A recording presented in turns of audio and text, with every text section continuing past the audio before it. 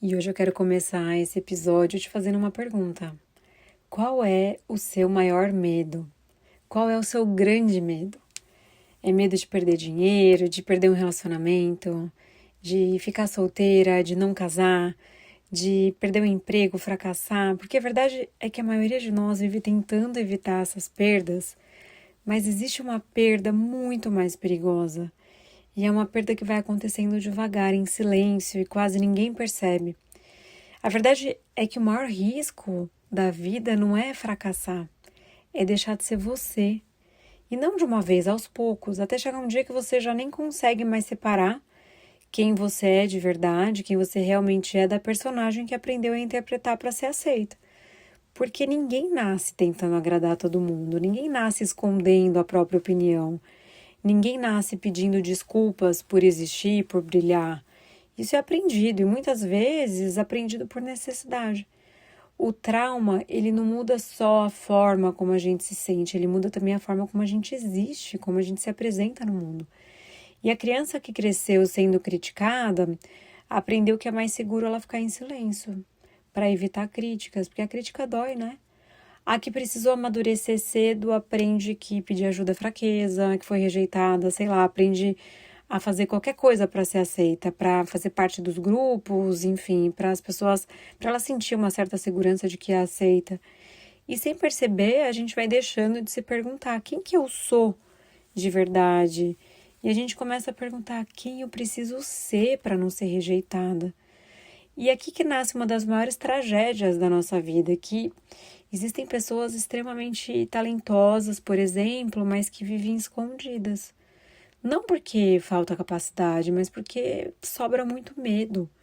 É um medo da crítica, é um medo da inveja também. Talvez a gente tenha crescido com aquela crença, né, de que quanto mais você se expõe, mais alvo da inveja você é. E esse vai ser um tema para um próximo episódio, porque a verdade é que se você não quer viver, se você não quer que as pessoas tenham inveja, você vive trancada num quarto, porque a inveja ela é inevitável, tanto as pessoas sentirem a nosso respeito, quanto nós também sentirmos eventualmente. E isso não faz de nós pessoas ruins, por exemplo, mas esse é um tema para um próximo episódio. Medo de parecer arrogante, medo da opinião dos outros. E esse medo vai produzindo pequenas concessões. Você vai diminuindo a tua inteligência, você não quer transparecer que é tão inteligente assim, esconde as suas ideias, porque de repente a tua par do trabalho é um pouco mais insegura e você, né, quer manter o vínculo, mas de repente você começa a se apagar e ela começa a se sobressair. Já viveu essa situação? Você não publica nada nas suas redes sociais, né? Porque você tem medo de se expor da opinião e da inveja, né? Todos esses medos. Você não cria nada, não vende o próprio trabalho, que é genial. Não cobra um preço justo pelo teu trabalho. Não fala em público e você tem ideias brilhantes para falar. Não ocupa um espaço que é teu. E você vai ficando menor. E vai chamando isso de humildade. Mas será que é humildade mesmo? Ou será que é medo? E existe uma frase que eu tenho pensado muito, porque existem pessoas que elas não sofrem por falta de talento. Na verdade, o talento sobra e transborda. Elas sofrem por excesso de autorização que elas dão à opinião dos outros. Percebe que isso é muito forte. Quem está dirigindo a tua vida? A sua consciência ou a possibilidade de alguém não gostar de você? Porque viver tentando controlar a opinião das pessoas é um trabalho em tempo integral. Você acorda pensando no que as pessoas vão dizer e vão pensar, escolhe as tuas roupas pensando no que as pessoas vão pensar, escreve uma legenda e apaga, vai postar um story e apaga, tem uma ideia e não compartilha, quer empreender, mas imagina a crítica da família e dos amigos mais próximos, sei lá, quer mudar de carreira, por exemplo, mas imagina os comentários, nossa, que maluca, vai mudar de carreira agora, essa altura da vida, quer gravar um vídeo, mas lembra daquele comentário maldoso que você recebeu uma vez. E sem perceber, a sua vida vai ficando cinza e vai deixando de ser guiada pelos teus valores. E ela passa a ser guiada pelos teus medos. E talvez seja por isso que tanta gente vive cansada. Porque administrar a percepção dos outros consome uma energia surreal.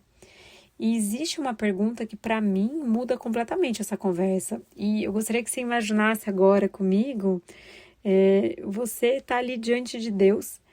E, sinceramente, assim, eu não consigo imaginar que a primeira pergunta que Deus faça para nós é: quantas pessoas te aprovaram? quantas pessoas te deram like, ou quantos seguidores você tem, ou você conseguiu agradar todo mundo?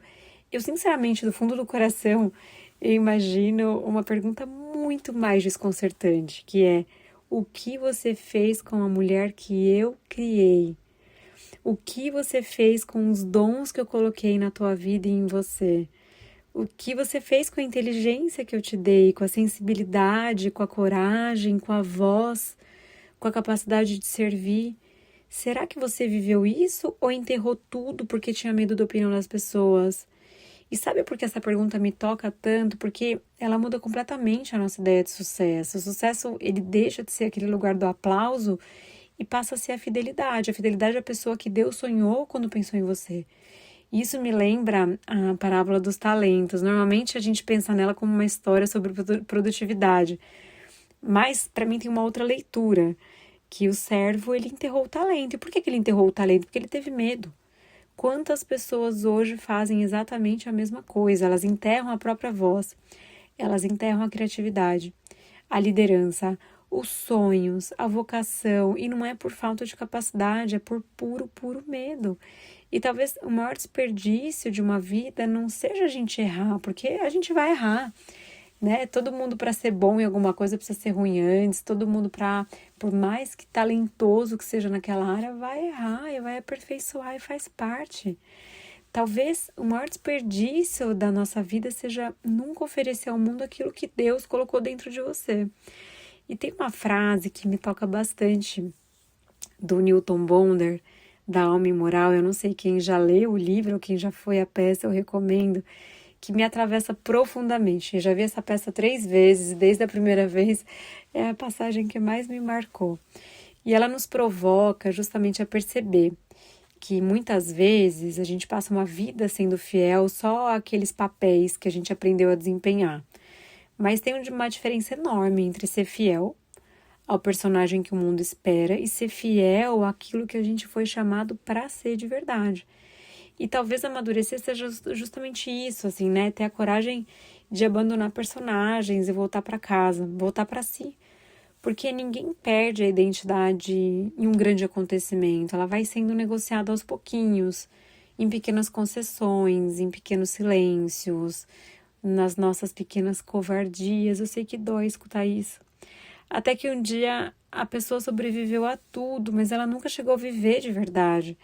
Então hoje eu quero deixar uma pergunta para você, uma única pergunta para você. Se Deus olhasse para a sua vida hoje, Ele iria reconhecer a mulher que criou? Ou você passou tantos anos tentando ser aceita que acabou esquecendo quem você realmente era? Porque o maior risco da vida nunca foi fracassar.